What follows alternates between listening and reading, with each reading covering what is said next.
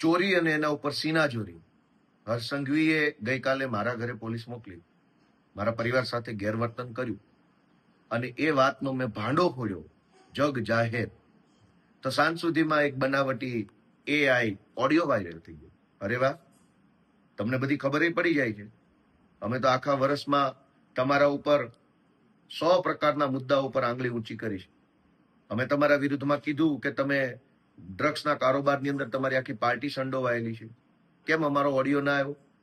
અમે તો કીધું કે હર્ષ સંઘવી 8 પાસ છે, કેમ ઓડિયો ના આવ્યો મારો એમાં?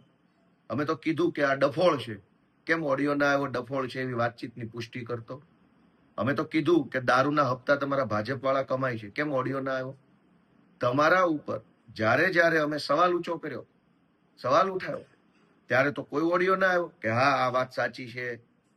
અને જ્યારે મેં એમ કીધું કે મારા પરિવારને હર્ષ સંઘવીએ પોલીસ મોકલીને હેરાન કરવાની કોશિશ કરી છે, તો સાંજે છેક એક બનાવટી ઓડિયો વાયરલ કરવામાં આવ્યો. કઈ વાંધો નહીં, કરો વાયરલ. જનતા બધું જ જાણે છે કે સાચું શું છે ને ખોટું શું છે.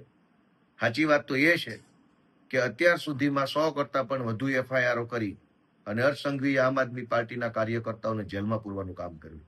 પણ કઈ વાંધો નહીં, અમે કોઈ તમારાથી ડરતા નથી કે અમે કોઈ તમારાથી કંઈ ભાગી જવાના નથી. તમારે અમારી ધરપકડ કરવી હોય તો આ ખુલ્લેઆમ જ ફરીએ છીએ, જ્યારે કરવી હોય ત્યારે કરી શકો છો. ડરપોક કઈ અમે તમારા જેવા ડરપોક કે કાયર માણસ નથી.